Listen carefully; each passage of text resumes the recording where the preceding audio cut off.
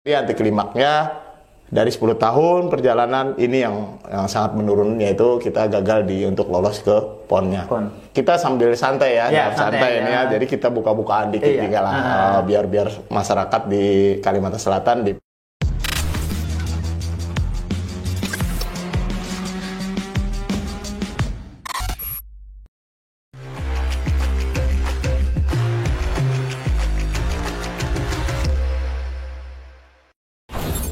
Saya pernah lihat di Instagram abang ya, sambil stalker kan, Bang Edi pernah ngelatih Liga Pro Kancil BBK. Tahun berapa bang memulai karir di situ bang? Itu kita ada 2 musim ya, di 2019 dan 2020 sebelum terjadinya COVID melanda Indonesia. Jadi kalau historinya kenapa jadi bisa melatih di Kancil BBK, bahwasanya pada waktu ngambil pelatihan lisensi level 2 AFC, saya berbarengan dengan Coach Naim namanya. Naim. Nah, pada waktu itu Coach Naim kita ada komunikasi, bahwasanya Coach Naim akan pegang Kancil BBK dan saya diminta untuk menjadi asisten pelatihnya. Ya, asisten pelatihnya pada waktu itu. Akhirnya beliau ternyata sudah deal dengan Kancil BBK. Beliau via telepon saya, bahwasanya mau berangkat nggak menjadi asisten di Kancil BBK. Setelah itu saya berangkat ke sana jadi asisten beliau. Ya, 1 musim jadi asisten beliau. Di musim berikutnya beliau pindah ke Black Steel. Nah, beliau pindah ke Black Steel. Setelah itu saya disuruh untuk menggantikan posisi beliau, pelatih kepala. Tapi dalam artian pada waktu itu nggak langsung kita ditunjuk jadi pelatih kepala. Kita juga di sana selama 3 hari 4 hari itu diseleksi lah, dinilai oleh pengurusnya apakah kita lolos apa enggak untuk menjadi head coach-nya di Kancil BBK. Nah, selama di Liga Pro bang, selama 2 tahun ya bang, itu tantangan apa aja yang dari segi pelatih nih pas tampil di Liga Pro itu bang, gimana bang? Pasti suasana melatih di Banjarmasin sama di Liga Pro pasti beda. Wah, itu luar biasa dan itu sangat beda ya dalam artian, dan kita perlu banyak belajar. Karena dengan berjalannya kompetisi Liga Pro itu juga sangat berbeda dengan pada waktu kita membawa PON Kalimantan Selatan di Riau 2012 maupun di 2016-nya. Jadi kita sangat belajar juga bagaimana sih kompetisi yang liga tertinggi lah di Indonesia, khususnya dalam pemilihan pemain, dalam artian taktik dan strategi. Habis itu bicara masalah kebugaran, semuanya harus kita pelajari, dan tidak beda lah dengan kita berkompetisi hanya di wilayah Kalimantan Selatan. Sangat berbeda ya bang. Sangat berbeda lah. Kalau di Banjarmasin tuh paling ya habis latihan pulang. Kalau di sana beda lah. Yang penting setelah kita habis main, kita mikirkan dulu nih, bagaimana kebugaran mereka untuk kembali. Apakah nanti mohon izin mereka dengan pelatih fisiknya kita rendam es untuk kebugaran. Kan beda. Kalau di sini ada beberapa sih klub yang sudah mulai maju, bahwasanya setelah mereka tanding itu mereka harus rendam es untuk menjaga kebugaran mereka kembali. Kalau di Liga Pro itu hampir semuanya pakai rendam es untuk kebugaran. Nah, untuk Bang Edi ini sekarang free ya ngelatih? Nah, harapan abang nih apa nih bang untuk musim depan? Mungkin apakah meneruskan lagi melatih salah satu tim Liga Pro atau apakah di Banjarmasin aja? Sebenarnya tahun ini tadi sebenarnya nggak pre Dan ya, nggak pre. Jadi sebenarnya kita ada kontak dengan Kancil kembali. Ternyata kita sudah deal lah dengan Kancil BBK. Ternyata ada perubahan di komposisi di pengurusannya. Jadi kepengurusannya ada perubahan. Mereka menginginkan ada yang lain. Jadi walaupun kita sudah deal-dealan secara komunikasi. Nah, setelah itu kita nggak pegang Kancil BBK. Setelah itu ada tim dari luar sana yang hubungin saya. Nah, hubungin saya untuk pegang tim tersebut. Tapi berhubung dalam artian semangat saya sudah menurun karena kayak sudah deal. Habis itu nggak jadi. Jadi tahun ini tadi saya memutuskan untuk tidak bawa tim ya. Bawa tim di Liga Pro ya bang. Di Liga Pro. Nah, untuk ini bang, kalau di Banjarmasin sendiri ada nggak mungkin kesempatan besar untuk kita punya tim bermain di Liga Pro? Sebenarnya ada sih, asal para petinggi maupun para pecinta futsal di Kalimantan Selatan ya bersatu padu lah. Dalam artian untuk bagaimana ada tim dari Kalimantan Selatan untuk bermain di Liga Pro. Karena terbukti pada waktu dulu Kalimantan Tengah juga punya. Iya. Isen Mulang itu punya, bahwasanya mereka bisa. Kenapa Kalimantan Selatan yang notabene pemainnya ada bermain di nasional, ada bermain di liga. Dari segi, mohon maaf, dari segi material itu tercukupi. Kenapa enggak? Karena petinggi-petinggi saya rasa belum bersatu. Kalau bicara masalah pengalaman, Kancil BBK itu tidak bisa berdiri dengan sendirinya. Mereka bahu-membahu antar pengusaha, antar atau bank daerah atau apa semuanya yang berhubungan dengan APBD, semuanya bahu-membahu untuk menciptakan bagaimana klub Kancil BBK itu masih ada di Liga Pro atau liga tertinggi di futsal Indonesia. Berarti nggak menutup kemungkinan ya Bang, daerah kita punya juga tim untuk bermain di Liga Pro. Tidak menutup kemungkinan ya, dalam artian ya kita lah sebagai apa, maksudnya dalam artian orang yang cinta dengan futsal di Kalimantan Selatan, kita kembalikan perputsalan yang dulu pernah berjaya di Kalimantan Selatan. Moga-moga nanti ada perwakilan dari Linus yang akan bertanding sebentar lagi, atau 1 minggu atau 2 minggu lagi. Ada futsal putra dan futsal putri. Walaupun dalam keadaannya nih kita belak-belakan aja, putri lagi terseok-seok apakah berangkat apa enggak. Ya, kita benar-benar salut juga mereka dengan gigih mencarikan dana lah, kemauan untuk bisa berlaga. Makanya dari itu saya berharap bahwasanya nanti perwakilan dari Linus di ajang di 32 besar, semoga nanti bisa lolos ke 8 besar dan akhirnya bisa mewakili Kalimantan Selatan, ada wakilnya, klubnya ada di Liga Profesional. Itulah teman-teman ya, doakan untuk putrinya juga, putranya juga ya, putranya Batu Licin 69. Ya, Batu Licin 69. Nah, semoga itu bisa lolos seperti kemauan ya masyarakat khususnya Banjarmasin lah. Nah, ini Bang, Abang sendiri nih bagaimana hal prestis piala atau gelar yang pernah Abang yang sungguh berkesan gitu loh bagi Abang selama berkarir di pelatih ya? Iya. Kalau bicara masalah untuk membela daerah ya, nama daerah, berarti PON di 2012 ya. Pada waktu itu kita meraih medali perunggu. Ya, walaupun sebenarnya kita susah payah untuk bisa lolos ke final, tapi karena kita dikalahkan DKI 1-0. Kalau dari segi ball possession pada waktu itu hanya 60-40 lah kita menguasain, tapi ya itu tadi belum berpihak ke Kalimantan Selatan dan kita hanya meraih medali perunggu. Terus kalau dari segi klub yang sangat membanggakan, bahwasanya kita pernah membawa Baldes itu di 2014 itu juara Kid Futsalismo ya di tingkat nasional. Kalau dari segi kita membawa mahasiswa ya pada waktu itu juga bahwasanya di 2014 itu juga berbarengan saya bawa 2 tim. Satu klub yaitu Baldes dan alhamdulillah dia juara di kategori mahasiswa yaitu Upaya Banjarmasin juga menjuarai Kid Futsalismo di 2014. Itu yang sangat berkesan bagi saya, bahwasanya saya bisa menggabungkan lah antara klub dengan mahasiswa. Itu bisa di level nasional bisa juara satu keduanya. Kuncinya apa nih Bang sampai bisa juara di Kid Futsalismo, medali perunggu? Kunci dari Abang melatih sendiri apa nih?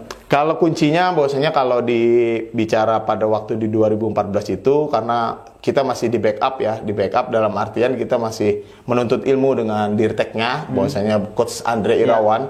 Jadi apa yang saya pelajari dengan Coach Andre Irawan itu yang saya bikin dan saya improve.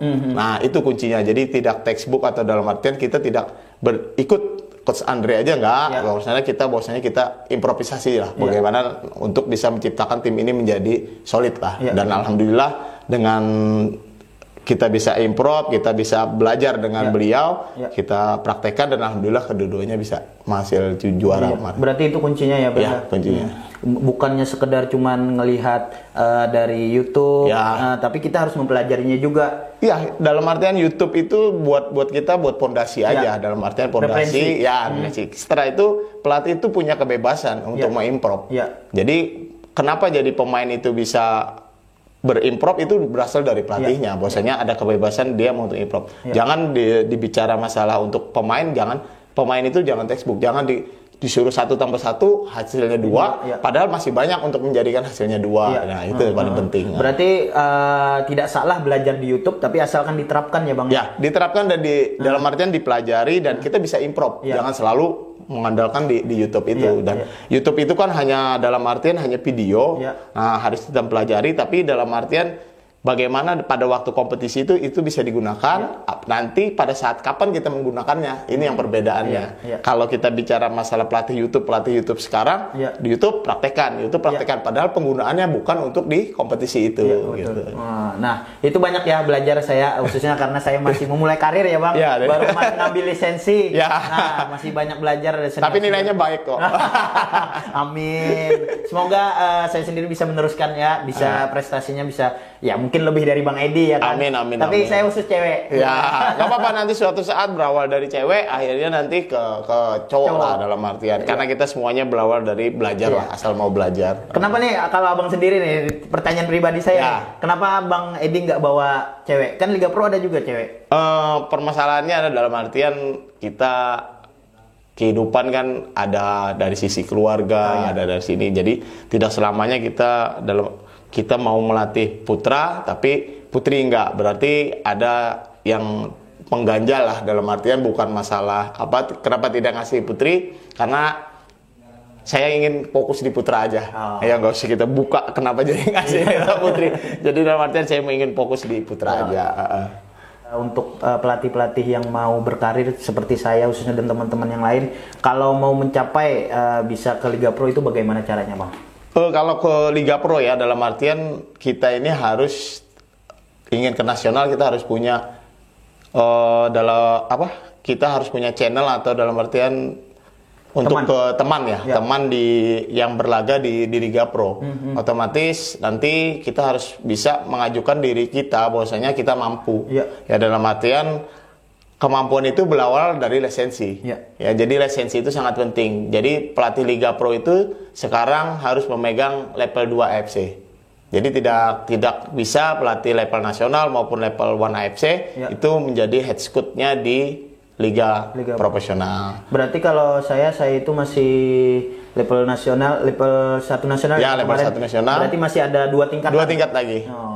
Untuk sekarang ya. Untuk sekarang. Tapi kita nggak tahu nanti peraturan di Liga Pro-nya di tahun depan itu standarisasinya bisa naik.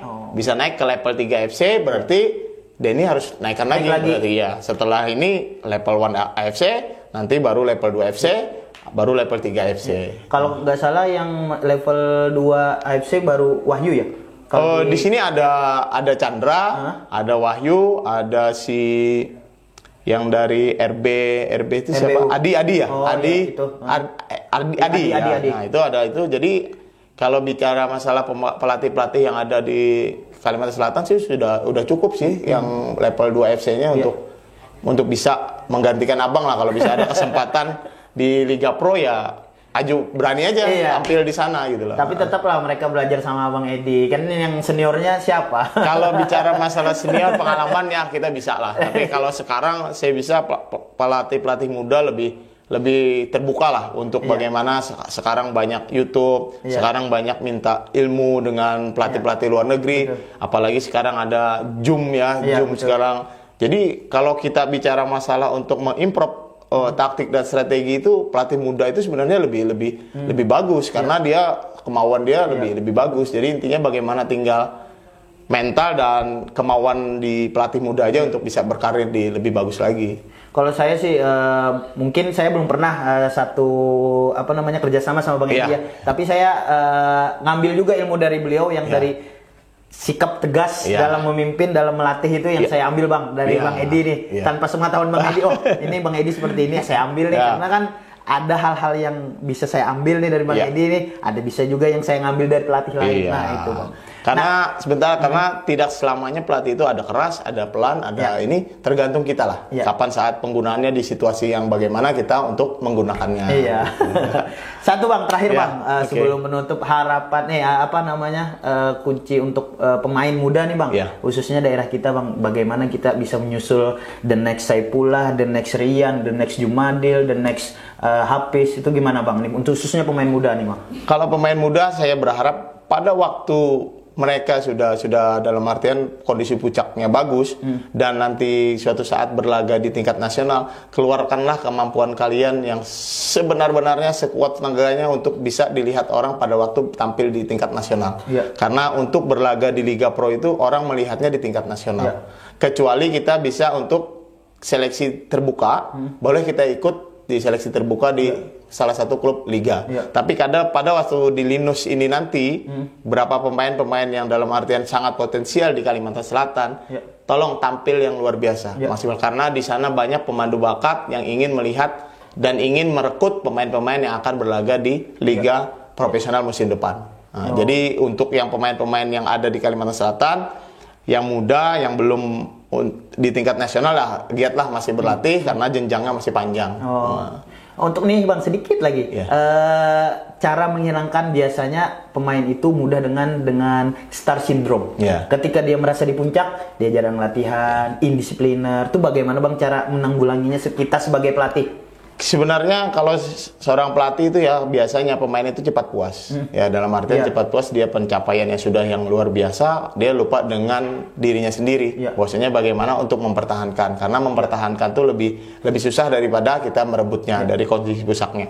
Jadi kondisi puncaknya. Jadi kalau bagi saya sih tinggal bagaimana kita pendekatan aja ke pemainnya, jangan terlalu dengan orang banyak ya, dengan pendekatan, karena pemain itu bisa dengan lingkungan, dengan teman, dengan siapapun. Kalau kita anggap sebagai dia anak kita, sebagai apa, kita lakukan komunikasi yang bagus, insya Allah dia kembali lagi. Walaupun dengan latihan yang keras, mungkin kembali lagi untuk bisa berprestasi, perform terbaik.